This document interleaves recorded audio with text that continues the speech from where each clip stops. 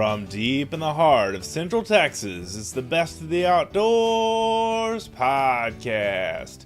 Brought to you by Texas Fishing Game Magazine, the voice of the Texas outdoor nation. I'm your humble host, Dustin Warncke, the associate publisher here at Texas Fishing Game Magazine, and I'm so excited to have the chance to connect with you, whether you are watching this on YouTube, whether you are downloading this on your phone, on a podcasting app. However you have found us, thank you so much for doing so. Please tune into our other shows. Please subscribe and tell a friend. Please leave us a 5-star rating on iTunes. All that fun stuff. Love you guys very, very much. Excited to have the chance to share the outdoor nation, the Texas outdoor nation with you and beyond. Those of you guys that listen out of state, out of the great state of Texas, please, thank you so much. Welcome. Come in. This is a lot of fun. We talk about a lot of general subjects around outdoors in Texas and beyond. Obviously, this is a magazine, regional magazine, so we have kind of a focus on Texas, but that doesn't mean that what you're going to learn here is not applicable in other places in the world and other places in our country. I'm just so excited to be back, guys. I'm doing 3 shows this month, and I'm not doing 3 shows because it kind of is a celebration for next month being our 4th year on the airwaves. And I've not done, there was a time I took like maybe a 6-month break from the show back in 2016. But ever since then, we've been going every 2 weeks, getting new shows out. And this has just been immensely gratifying to me to be able to, it's a creative outlet for me. And it's a creative outlet, so is video, so is writing and all those other things. But the podcast is kind of a constant creative outlet for me. It's kind of cathartic, when I mean that, kind of therapeutic. And I just really appreciate you guys checking us out and telling a friend and leaving a 5-star review. Okay, also, I was going to showcase a couple of sponsors on this show. Another reason for doing 3 podcasts this month. I didn't forget about anybody. I just wanted to not squeeze everybody into 2 shows and wanted to give some love to some sponsors that we have here. An ad spot from Progressive coming up, as well as a live read from AccuSharp. And we'll get into AccuSharp first. AccuSharp eliminates the guesswork of using stones. Just 3 or 4 strokes with your AccuSharp and you're ready to go. Buy one now at your nearest hardware store, order online, or buy one at Academy Sports and Outdoors. Visit AccuSharp.com/buy-now. That's AccuSharp.com/buy-now. Or just visit AccuSharp.com. They've got all kinds of different knife sharpeners, guys, for all kinds of different uses, all kinds of different, if you're in a kitchen, they've got an AccuSharp for you. If you're out hunting, they've got an AccuSharp for you. It's a really, really good sharpener company. And they've got a wide variety of other products as well as knives. And one of the things that I've been really interested in is getting my hands on their game processing kit, which they have a rib spreader. They've got an area to put your cable ties. They've got an area for you to put your knives, and a nice little carrying kit, and just everything that you need to field dress an animal, and then to process it further than that once you get back into camp. I always love having a nice, convenient, game processing kit with me, just so I can basically, if I'm doing camp meat, for instance, if we're going to process the whole deer legally, and consume it at camp, I'm basically constantly, cutting up meat, cutting out sinew, doing all the things you've got to do to prepare your meat for the grill or for the frying pan, and just having a good solid knife set like that AccuSharp game processing kit is just awesome. So really appreciate these guys sponsoring our show and being a part of what we do, and big shout out to AccuSharp. So AccuSharp.com, it's AccuSharp.com. I'll put that in the show notes so you can check that out. And you can also check out my past podcast. I did the other one, the fish feeder from Texas Hunter Products. That's another great product. Then we're going to talk about Progressive, and then AccuSharp again, and then we just have a whole host of really good sponsors this month. So just really thank you guys for all of you guys that supported us and that help us with those sponsorships. As you know, I sell my own advertising for most of these shows.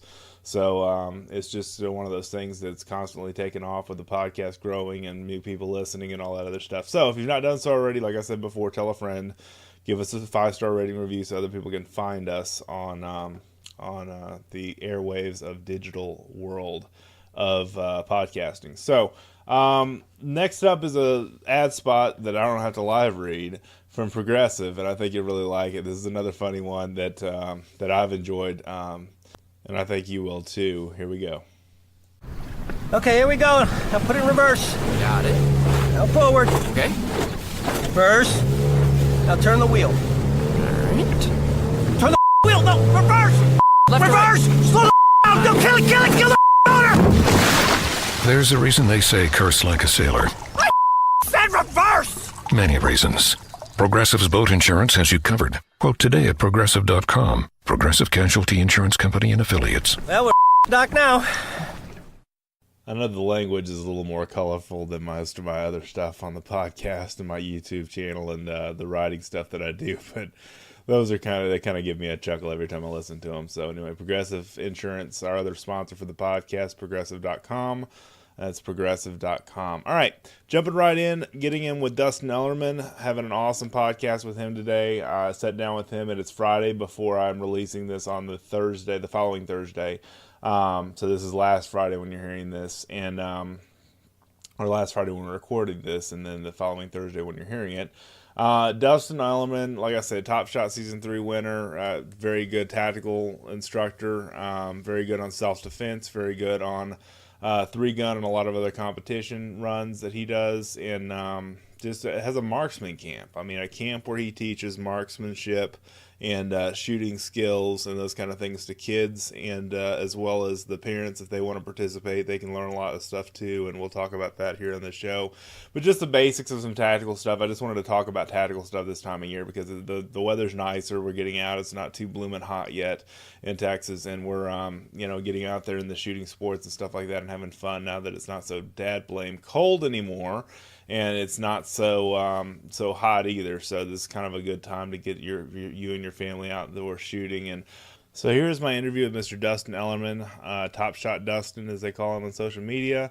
Again, be sure to check out AccuSharp, check out Progressive Insurance as our sponsors, and check out Dustin at Top Shot Dustin or Dustin Ellermann with 2 N's on his website, marksmancamp.com, which I just actually ordered a Pray Hard, Shoot Straight magazine off of there, a hex mag that had that imprinted on the side. I kind of thought that would be cool. So just in honor of Dustin being on the show, I bought something to support his marksman camp of some 30-round magazine for my AR-15.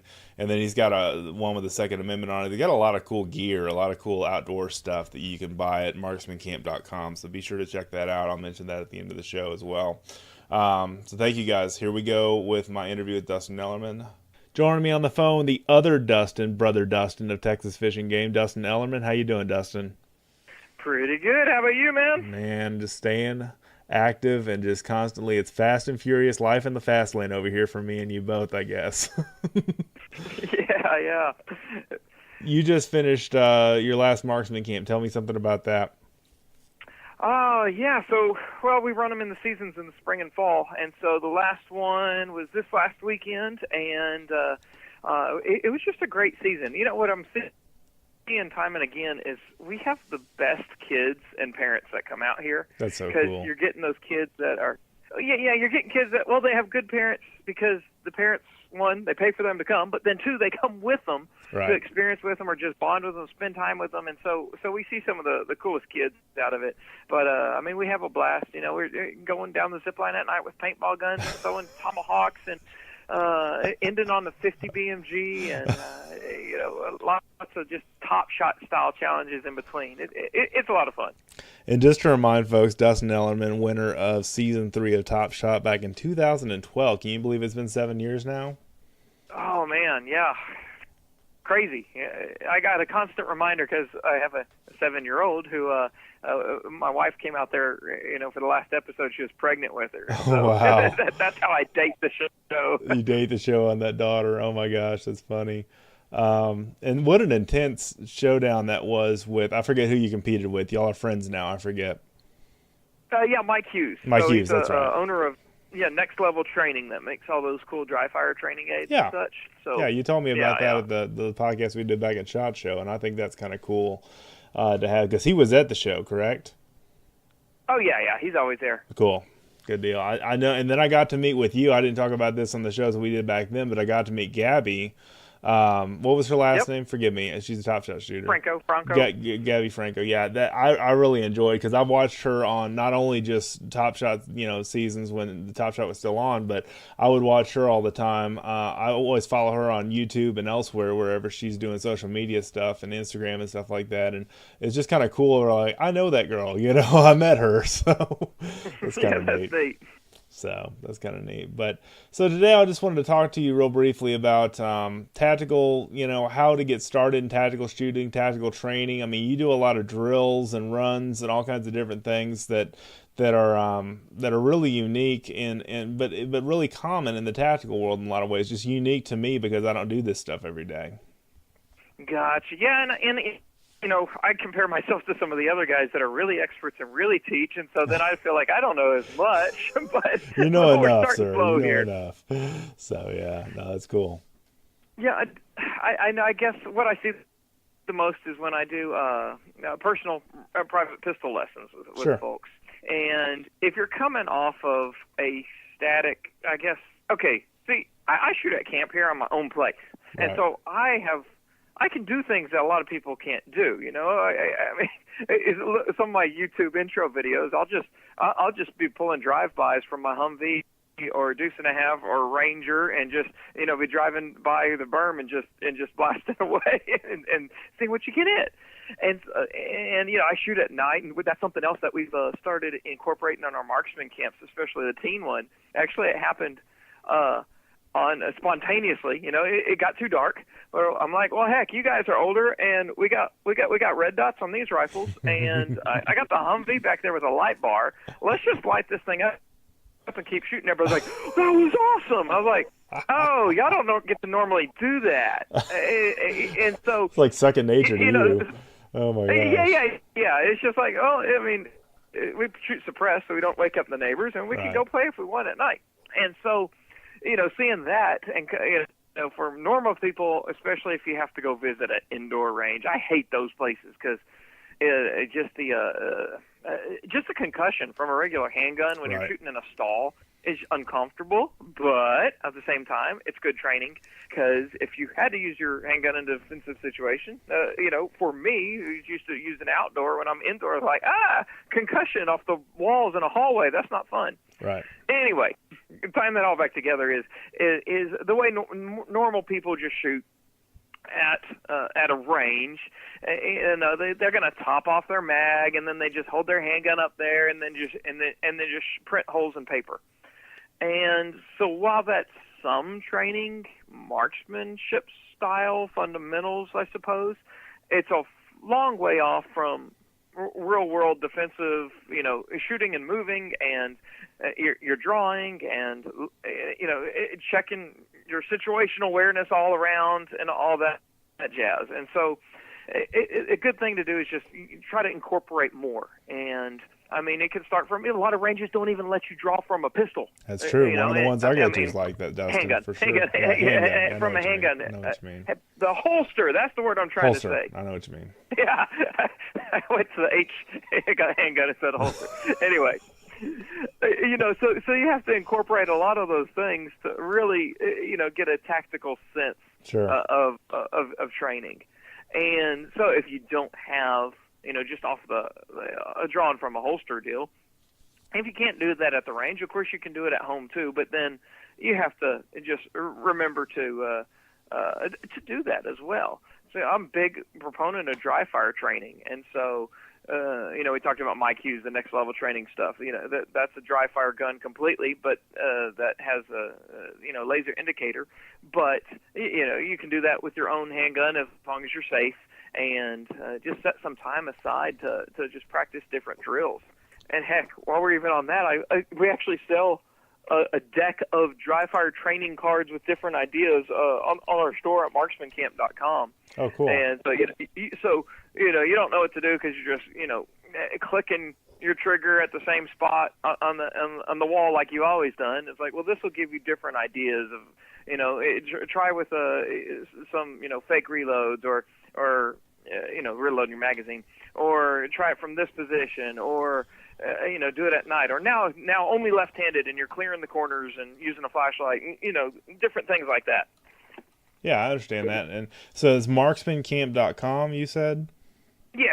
And you can pick up at some of the dry fire training cards. It's a lot of little different ideas. I don't know if I've even made it through the whole deck myself, but okay. At least you're honest. It's a lot of. It'll give you at least an intro into the tactical type style training. And another thing I realize when I'm doing those private lessons is when you're just going out there, standard people at a regular range, just firing at a target repeatedly with your full magazine, you're really only practicing that shot placement, that trigger control. Right. But in the grand scheme of things, getting your gun into the fight, that draw we already talked about, but then that whole presentation and just some trainers don't like the phrase muscle memory because your muscles don't really have memory, but getting that acquisition just with your body itself without using your sights, and that's why I do my lessons. We only shoot like up to 5 shots max at a time, right. And just if you start with a whole presentation of going to a low ready or your holster every shot, and then just doing single shots with a proper follow through. You don't want to train into a training scar so that you're only shooting 1 shot and then holstering, so that in the rare case that you do use your pistol, you don't want to take a single shot and holster because you're just so used to it. So you got to shake things up. Might need more than 1 shot in some cases too, yeah.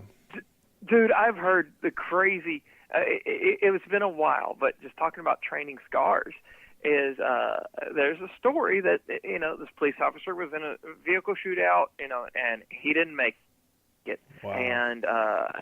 And they found in the investigation that his handgun was empty, and he had all of his empty brass were like lined up, piled up in the car, like on the dashboard armrest, something like that. Yeah. And they're like, what the heck? And that was just his MO of normal training, right. where he'd empty a magazine and then police his brass. Right. And wow. That's so bizarre. that's always stuck with me. Is like, wait, you're in a firefight and you're picking up your empty brass. Right. So sometimes we, relapse to whatever our training was, and that was just something like, oh crud. Yeah. It's kind of a wake-up call. So make sure that you're training in a way. It's just like, we say tactical and practical, in our newsletter that goes out on Tuesday, because it's not just enough to be tactical, which is used around a lot. It's enough to also be, in self-defense mode, which is one reason why we all learn tactical stuff. Stress situations, stress indicators, things like that what would you do if the heat was on, and that's where I was going with that. As far as, Yeah. And the stress part, you could always mimic that, but just a lot of calisthenic activity. Run exactly. 100 yards and back, and then, do some push-ups, jumping jacks, burpees, or whatever, and then you have to do the same thing. Sure. And so practice that a lot, when you're doing kind of a 3-gun thing. But what one of the crazy things, I trained with the FBI once and got to run through their simulator, and also went to Gander Mountain, one of the ones in Trinity or something, a temple or someplace with a T. They had it there with a 360 degree. So the video's on YouTube. There you go. Okay, cool. And what I saw, so the instructor can drive the scenario, and if you negotiate your way out of, you can talk your way out of the gunfight type thing, and so you can try that stuff. And with the 360 the simulator, there's going to be threats more within your tunnel vision's taking you in. That's right. The whole point of that there. Sure. What I found was interesting, though, was when I got under fire, I found myself, of course, drawing and shooting, but when I was taking fire, I would go into a very low crouch position. I did it several times through the simulator. I'm like, what the heck am I doing? And the instructor's like, it's a natural survival response to make yourself a small target. Right. And so I guess, okay, if I'm shooting, good enough, it's not like it's a huge deal, but at the same time, well, you want to be able to move around, and it's hard Sure. to do that when you're tiny in a crouched position. So sometimes you don't know what you're going to do until you get in a situation like that. And so that was an eye opener for me. I thought I kind of had this thing down until someone shot at me, and I curl up in a ball shooting. Well, like you say, I think one of the things that I recommend to shooters, and I've got a few videos on YouTube about this that basically talk about, doing that stress test, if you will, on yourself by running 100 yards or doing calisthenics, jumping jacks, whatever the case may be, and running in place, whatever the case may be, get that heart rate up and then go to action, because that is really what you feel in a situation with, Top Shot's a good example of that when you were going through that course. I mean, that was pressure, but really in a gunfight situation, if you ever are in a tactical situation where you need to use tactical training, I mean, that's really what it's going to be like, right? In the most case. Oh, yeah, you're going to, what do they say, you're going to be your worst day at the range. You're going to sink to your level of training, but it's going to be the worst. I haven't heard that, but that's good. That is bet on your worst day of training, yeah. Yeah, bringing up Top Shot is like that. Well, that's like the gauntlet we do at Marksman Camp, yes. Where we put up like 15 challenges and make them do that, but we're making them end on of course, the custom at 50 yards on a golf ball. And even me, I ran the challenge this week. Everybody's hanging out and they want to see me run too. And I do that, and there's pressure because they're recording too. And okay, the day before, I'm shooting one of my favorite targets is dum-dums now. Cool, yeah, the little suckers. Yeah, you get it bang. They're loud. They splatter. When you're using a suppressor, when you hit a dum-dum at 50 yards, it's loud. You hear it. Yeah. So anyway, the point. Oh yeah, you can smell them if the wind's right. You shoot enough of them. It's really cool. That's too much fun. And pretty cheap and all. But okay, the point of this was I'm shooting the sticks themselves at 50 yards. But after running that whole challenge, it like takes me 5 shots because I'm just blasting away. Because I haven't been breathing for all the guns I'm aiming at, and then so that's a great way to train is you get yourself out of breath and then see how you can do. Yeah, get yourself in that go mode. Yep, it's a different thing, and that reminds me when I was doing more 3-gun challenges, more heavy. I would run with that SIRT pistol and just shoot. I'm in a forest, so no one's gonna think I'm running armed down the road. Right. But so I just go on a regular jog, and point shooting became easy for me because when you're jogging, you're not focused on your sights. Sure. But that target acquisition, would just kind of a muscle memory thing would come into play. And there was a match that I remember you had to run from like the starting point to a tower where your rifle was staged, but there was like a dozen pepper poppers on the way. That's those taller, skinnier ones. Uh-huh. And I'm running, and I'm shooting a Glock 34, which is the same as the SIRT pistol I was training with. And then all of a sudden it just all clicked. I was like, holy crap, this is what I do. It's like, I point shoot and jog with this thing. And so I never looked at my sights, never stopped. There's a few misses, but you could see where your splash was and adjust. And that was just fun. Oh, that's cool. It's kind of like when I know you're still getting, more into archery stuff, but it's kind of like when I got into bow fishing and it made me a better recurve shooter. Because I had to aim low, the archer's paradox, all that stuff that you're thinking about, it just your muscle memory. I hate to use that word because I know you hate to use that word, but that memory of coming back, drawing back to an anchor point with your bare hands instead of a release is a lot different than using a release in archery. So, I mean, more instinctive, exactly. Instinctive shooting, aiming down that arrow and that kind of stuff with no sights. And so it's kind of interesting how you say cross training in different ways will make you more natural at different things. Is that kind of what you're saying? Yeah.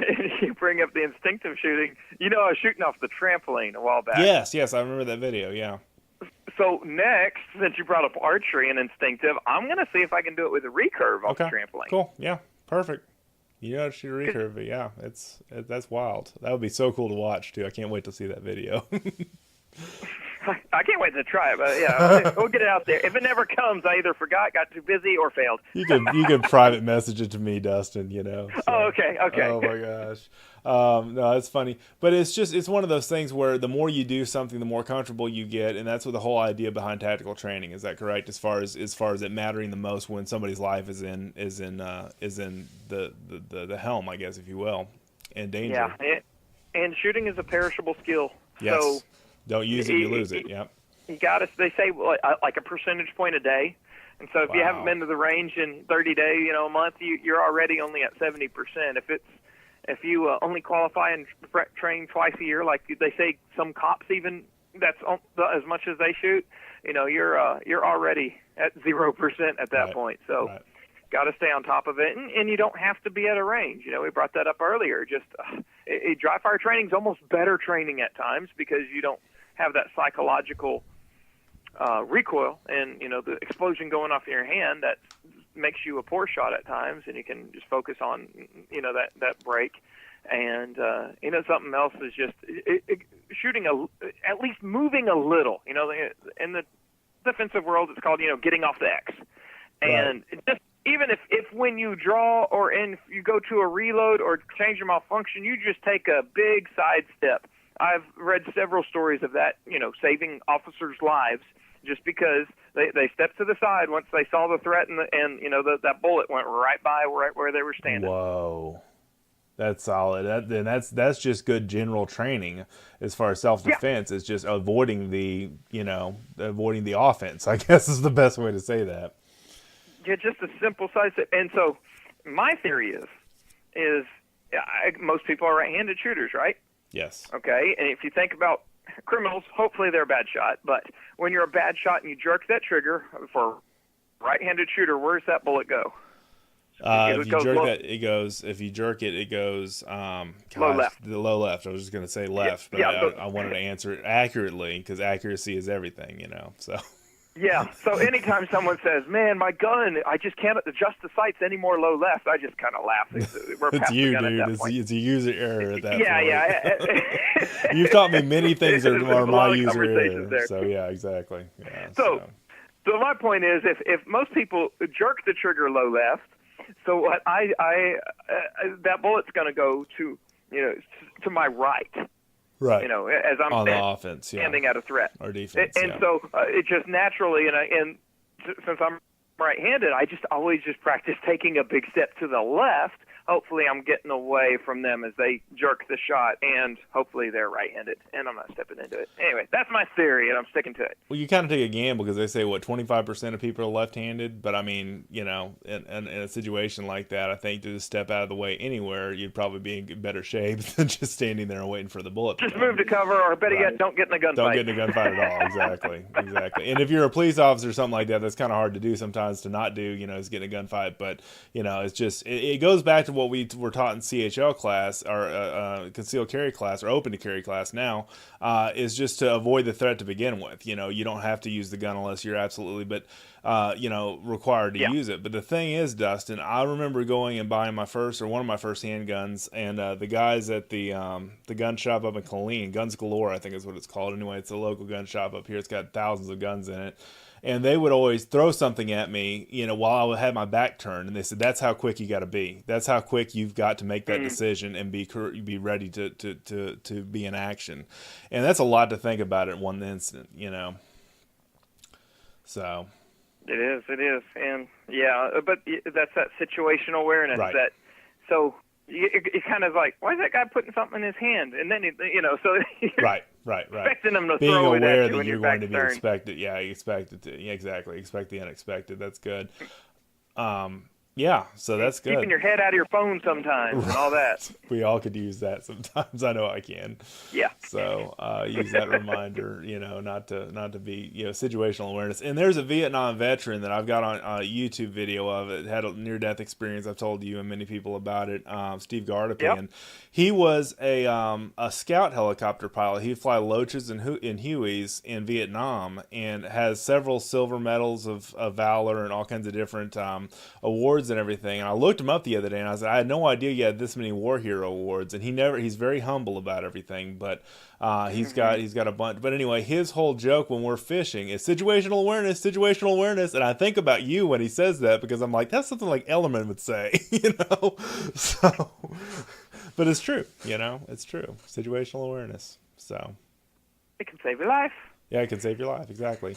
Tell us real quick, Dustin, about the two videos. The one that we talked about at SHOT Show that you had just gotten 35 million or something views on the shooting through the tree video. I thought that was cool. And then tell us about the LaRue tactical video.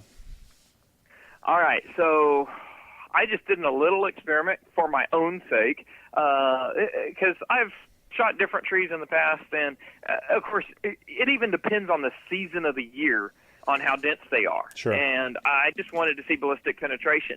I've shot some dead ones that were, 12 to 15 inches, and it shot through with the AK round. So I'm like, well, shoot, a healthy pine that is the size that you could take cover behind. I think we ended up at a 19-inch tree in front of my shooting berm that was safe to shoot. Right. And anyway, I went all the way up to 50 BMG. And I'm not going to give you the spoilers, but that video's got, it's over 40 million views now. It is now. Wow. That's awesome. And so next, we went out and we shot a tree down with 50 cal.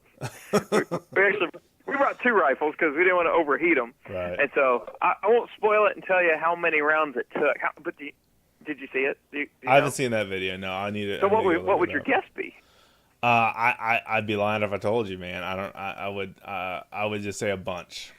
A bunch, okay, yeah. I guess some people are like 10. I'm like, come on. 50 BMG is powerful, but it's not magical. So you took a 50 BMG against the same size tree? Yep. Did you get as like many 18.5-inch diameter? Did you get as many wackadoodles saying that you were killing that tree and they wish they could kill you and all this other stuff? That's amazing. Some of the comments that you've read off of there, people that are just wildly crazy about you hurting that tree. Like we're gonna, like you said in that last podcast we did, you're gonna hold a funeral every time you mow the grass. I'm still laughing about that one. So it's crazy. Yeah, I mean I post some of the hate mail I pull out of my spam filter every week on Facebook. Yeah, I get some too, but not near as much as you do. But that all being said, you also took a shot at some LaRue Tacticals guns or their gun and suppressor. Their suppressor, right, or is it somebody else's suppressor? No, yeah, their suppressor, and okay. So it's their surge setup. Okay. So they offer it as an upper. And so it's like suppressed ultimate rifle upper, the surge type, acronym that I just screwed up because I didn't have a G in there. That's okay. And but we wanted to just try to do one of those, torture test it. Okay. And so we were just going to send a lot of rounds through it, but and I'd seen the surge before, so it's like a 14-inch, 5.56 upper. Okay. And it has a pinned and welded extended brake. So it's the same as their Tranquilo brake system, but it's like, goes all the way through the suppressor, so you don't have any baffle strikes. Right. And so the idea was the military put a call out for kind of a suppressor that won't crash and mess up, so that goes through a firefight with, several hundred rounds through it. And what you get is, the soldiers that have a messed up baffle striker sometimes will just try to shove something down it and clear the way and beat them out in the field. Wow. And so they put out the call for something that was better. And Mark LaRue answered. Now, I like telling full disclosure. I'm at SHOT Show 2 years ago, and they hand it to me. I'm like, that's kind of ugly. I don't care for it. And so I had no, it's just a weird muzzle brake and stuff. I'm like, nah, just give me the traditional one. But then I shot it, and the coolest thing about shooting it is, dude, I've been battling blowback with all my suppressors just so much that the blowback, the gas just stings your eyes. Like I got this Griffin, what is it? Recce 5, and I can't shoot it like more than twice without having to blink. Just so much blowback, no matter what gun I put it on. This thing, we're laying on the trigger. The cyclic rate on it was full auto, about 1,200 feet per second. It was a fast cycle rate. Right. And I got like 200-300 rounds in this meltdown video or torture test because it didn't melt down.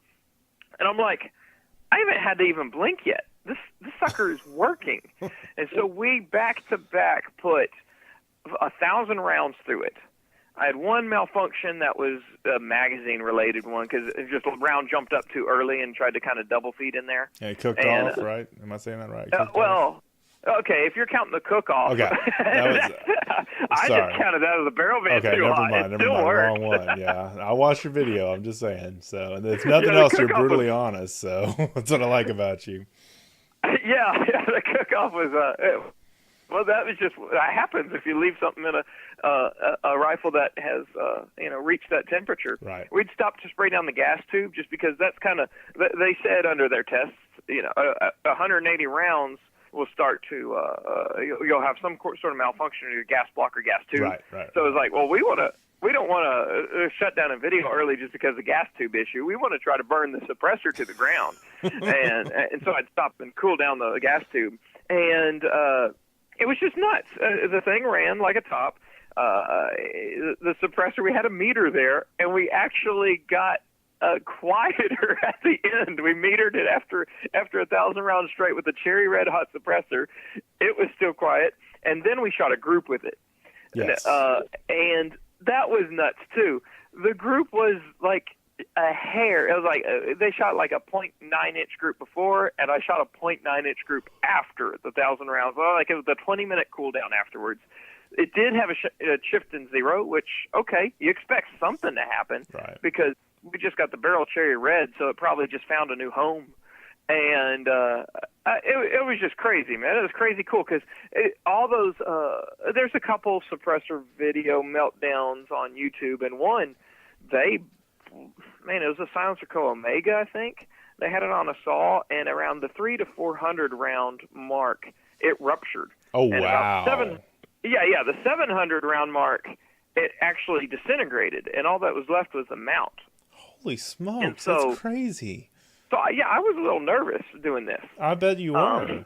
Because it's like, okay, all the meltdown videos I've seen, when you're doing full auto, you're capturing heat like it's not supposed to. Right.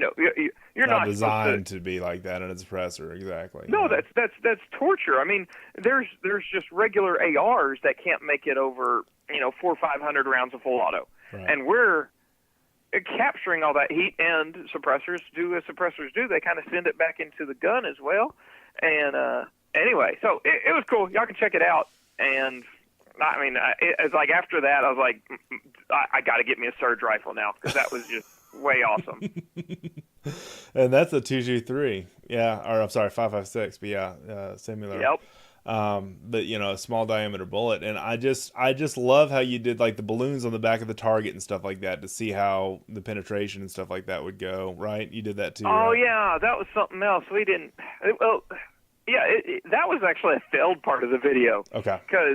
So we took those 1-inch steel balls that are from a stone quarry. They use them to tumble and whatnot. Yeah. And so in that area, they can get them by the train car. And so Mark had experimented with it beforehand and said, if you just fill up a 3.5-inch stud wall with these, it'll stop everything. I was like, well, by golly, put one together and we'll put some balloons behind it and test it. Yeah, it wasn't enough. We went right the first magazine popped 2 balloons. They're like, I'm glad we didn't stand behind that. Exactly. So, yeah, it's like your tree deal, man. Yeah. So, but I mean, the theory sound, because a lot of ranges, they'll use like pea gravel and whatnot, yes, and put it in between 8-inch panels, and they're supposed to stop a lot because the pea gravel is like those steel balls will do, is it deflects, disintegrates, and absorbs the energy. Right. So I mean, kind of like a sandbag, but just a larger media, and so it's something I want to play around with a little more. It's kind of redneck ballistic protection there. Yeah, I like that, and I've always liked that about your videos because you're very down to earth. You're an approachable guy when you're in public and stuff. I know you're kind of a semi-celebrity with the Top Shot win and everything, and you still have a ton of YouTube subscribers and everything that follow your stuff. But the thing I've always liked about you is you'll still give your honest, brutally honest sometimes opinion, and that you're still approachable and will talk to people that come up to you and stuff like that. Because there's just so many other people I know that have been on TV and done all this, that, and the other, and they're just such a pompous jerk about everything. And it's the one thing I value about you, Dustin, is how you how we share the same name, number one, but number two, how you carry yourself is what I'm trying to say. Well, thanks. Yeah. I just say I'm just a dork that won a TV show once, so it's all good. That's all good. No, that's cool. But yeah, basically, I just thought the way that you handled that gun in that video with showing the strength of that, and then doing the after shot with it, because a lot of guys that do these gun videos and stuff that smoke a barrel or whatever, I've seen Iraqi veteran 8888 do one before with an AK where it catches on fire and all this other stuff, but they don't shoot it after they let it cool down to see where it zeros, or your point of impact and then your group. And I thought that was really cool what you did in that video. Yeah, it makes me wonder, is like how to actually, we didn't have a failure. Like, I don't know if we could afford the ammo to really make that gun fail. Yeah, right. And plus, it's like, that's dangerous. Yeah. I'll let somebody else hurt themselves doing that. No, I'm with you. I thought that was good. But another thing I was going to ask you, back to concealed carry and open carry and self-defense shooting, is what about the Mantis? Did you have any play with the Mantis thing? I love that thing. Okay, cool. I just pulled them up because I thought about that when we started talking about self-defense stuff, because I thought you would check that out at Range Day. You and I were at Range Day together at SHOT Show this year, and the technology of dry, that's a dry fire situation, right? The Mantis system and live fire, right? And live fire. Both. Yep, that's right. And or like CO2. Yeah, CO2. Right. Airsoft. Okay. And so I don't know exactly how it works. I have one of the older generation ones. The new one that they released at SHOT Show had a lot more extras and bells such and on whistles. Yep, I'm with you. Yeah. But I mean, it uses the same app on your smartphone, and they update it all the time.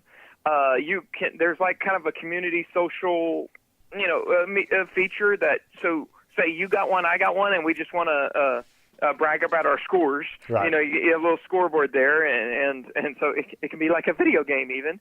But so what it does is it just analyzes by movement what you're doing with your gun, and it senses that dry fire, the hammer dropping. And I was so impressed because I thought, well, how does it know when I'm charging the gun versus a dry fire or a mag change? I bet I can fool it. No, it knows when it's shooting. And so then you can put it in live fire mode and actually use it at the range too, and kind of a ball and dummy drill without the dummy rounds. Mm-hmm. And you can shoot a string or whatever, and you can go in and analyze every shot. It'll grade you out of 100%, how much you moved. We talked about that low left. So if you're slapping, jerking the trigger, and you're the one who's making the, you're the reason that shot was off target, it draws you a line. It like by gyroscopes or whatever knows the motion, and it'll draw you a little line just like your front sight would be dancing out there. And if you pulled that shot, it's going to show you the exact direction and the time that you did that, and then grade it as well. It's got different drills and stuff too, but that's I've been using that a lot. It just clamps onto your rail, mm-hmm. or if you don't have a rail, like on your concealed carry gun, they have magazine bases. Oh, cool. That it can attach to. So that's a really neat system. Yeah, I was just thinking, I looked them up again, and I've got their website pulled up right now on my computer, but I looked them up because I was just kind of like, Ellermann's had a lot of good things to say about that at SHOT, and I just kind of thought that'd be a good one to bring up because of the fact that the technology that has come, just that company alone. There are other ones that do dry fire training and stuff like that, but just that company alone is just like, that's solid stuff that they've come up with there to help you practice without burning a lot of ammo and tons mm-hmm. of it teaches you as you're going through and practicing this stuff how you can improve, as far as where you're missing or where you're off, you know what I'm saying? So where you areas for improvement is what I'm trying to say. And I found that, what do they run, like almost $200 normally? Yeah, let me look up the order now real quick. Mantis X, yeah. Well, I found it, so it's $149, so $150, yeah. I found it for $105 the other day on BigDaddyUnlimited.com. Oh, cool. Okay. So that's a members only kind of site, right. But I've done some stuff with them. You go to BigDaddyUnlimited.com/TopShotDustin, uh-huh. I think, or maybe /Dustin. I forget. Anyway, the first month's just $1, but okay. It was like $105, and you could just cancel your membership after that and save the money. So it's all I guess you could, yeah. I just think that the stuff that having the app on your phone, being able to use it at the range, being able to it's a cool idea. I think it's something like you were talking about with Mike Hughes and the system that he created, and those kind of systems that exist now didn't used to exist before. And they're all for our benefit as shooters, as people in media. I mean, they cover it all over the place. You know, people benefit greatly, and this may save a life, you know, in some way, because it is training you to do things the right way. That's my point. Yeah, it's crazy. And like I call the Mantis just like your digital firearms instructor that's always with you. It's really cool.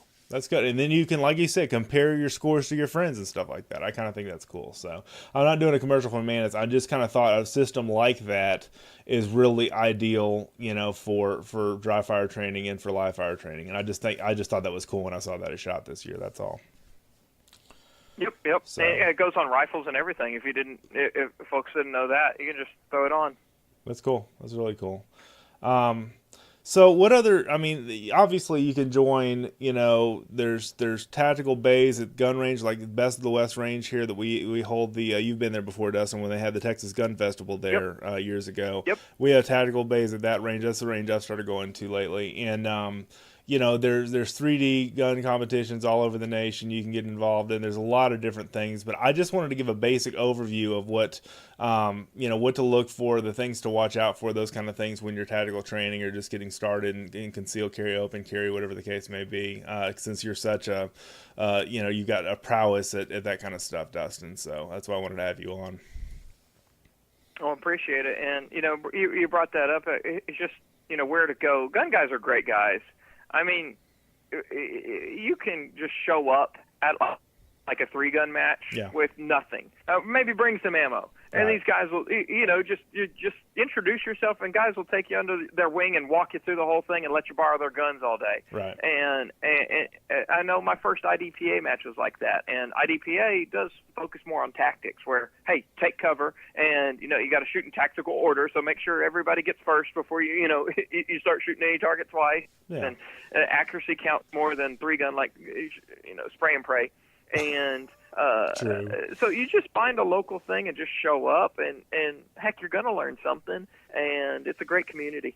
No, that's great, and that's true. I mean, they're going to be jerks and you know, buttheads in every particular organization that's not organization, but every kind of realm of possibility out there in the shooting world. But for the most part, man, you're talking about salt of the earth people. Second Amendment supporters a lot of times are not jerks, you know, especially the people that want to see the sport get furthered and more people join the sport. They're gonna be supportive of you, you know, and there's nothing wrong with going and after calling your local gun range and saying, hey, where can I go to learn more about, you know, 3D competitions? Where can I go learn more about, you know, open carry, CHL, whatever the case may be. You know, where can I, in a typical gun shop will even help you outfit to the gun that's going to fit you the best too. I mean, if they're not taking care of you, like a Girl and a Gun here in Liberty Hill, or, you know, close by me, you've got Reds and a bunch of other ranges around here, then go somewhere else, you know. My dad took me to the BDC gun room, which I think has just changed its name to something else, in Shawnee, Oklahoma. You talk about some of the most friendly, educational guys that really just didn't want to just earn your business. They wanted you to learn from their business. And, you know, I just thought that was a cool thing. You know, there's some really good people out there is what I'm trying to say. Absolutely. So what are the final thoughts, and then how can people find you there, Dustin? Final thoughts. Hey, just train and have fun. Pray hard, shoot straight, right? Yep. Finding me, you just put Top Shot Dustin into about anything, and it'll pop up. Marksmancamp.com. We'll be announcing the fall dates around July-ish, and we'll be having some more fun. Fantastic. Forgive my dog barking in the background, guys. Somebody just came and knocked at the door. I record this out of my office in my home. So anyway, but thank you, Dustin, for the time, for just giving us a chance to talk about some of your videos and talking about some of your different things that you're doing in the outdoors. And it's just a pleasure every time we get together, man. Appreciate it. Hey, yeah, fun stuff, man. Thanks for having me. Absolutely. All right. Have a good one. All right, there he goes, ladies and gentlemen, Mr. Dustin Ellermann, Top Shot Dustin. Find him in social media. Find him at marksmancamp.com. There's a whole bunch of gear you can buy on there, like I said earlier in the show. Really love that guy. He has a heart for kids. He's got a heart for Jesus. He's got a heart for God. He's got a heart for people that are just learning to shoot, people that are intermediate shooters, people that are expert shooters. He can help you with no matter where you are in that. And his YouTube videos are just crazy good. I'll put some links in the description as far as his in the show notes, as far as his videos that he's done, the shooting through the tree and then the 50 BMG and all these different other videos. His Luru tactical video that he put on YouTube. They're a little bit long, some of them, as far as what you might be used to watching on YouTube, like 2 or 3 minutes, but they're really educational. It's really fun to learn from Dustin. He presents things the way I do on video, and I'm not comparing myself to him in any way, shape, or form, but he presents things real practically, real pragmatically, and things that are easily to digest. And even though he gets some wackadoodles, as I do on my channel, that are anti-gun and pro, saving all the trees and not shooting through trees and all this other stuff, there's really good information there for you. So if you don't follow Top Shot Dustin, be sure to do that. And you can check Dustin Ellermann out. It's Ellermann with 2 N's. And Dustin, same spelling as my name. And I'm really having a lot of fun having him on the show, and I really appreciate him stopping by and sitting down and getting on the phone with me. So, or not stopping by, but you know what I mean. Sitting down and doing a phone call with me. So anyway, thank you guys so much for everything. Please, if you've not done so already, Dustin subscribes to our newsletter. So do I. 2 Dustins, 1 newsletter. Also, Dustin contributes to the Tactical and Practical newsletter when he's not too busy with summer camp, which is coming up here soon. And that is Tactical and Practical Tuesday. You have Wildlife Wednesday. We have the Thursday Texas State of the Outdoor Nation. These are all free, as well as the Turkey newsletter, the Deer newsletter, the Hog Wild newsletter, the Sharks and Surf newsletter, all those specialized newsletters that are coming out and will be coming out in the future. And then we have eBlast, where we do advertising clients that basically buy rent our list, basically, of 60,000 people or so. And we just blast out offers that they have and information to educate you on products that they have. This is all good stuff. Sign up if you're not already a member of our email list at fishgame.com. You'll see a subscribe tab on the right-hand side, or scroll down if you're on mobile.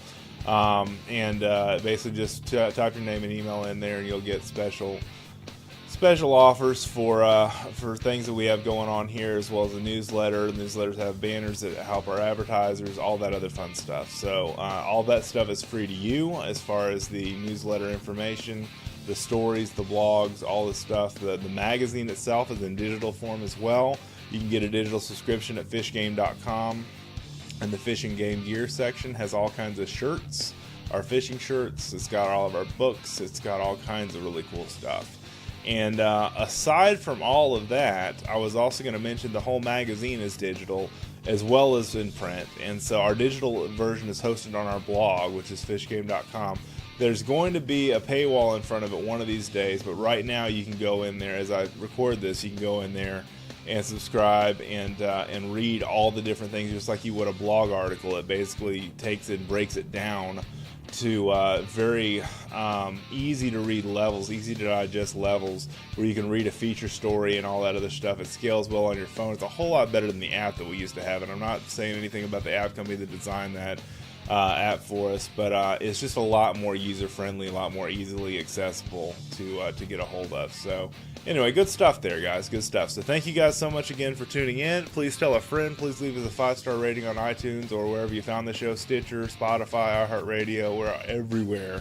And I'm so excited to have the chance to share this with you guys. And please leave us a review. Thank you so much for watching, reading, and listening. Have an awesome day in the outdoors. We'll see you next time.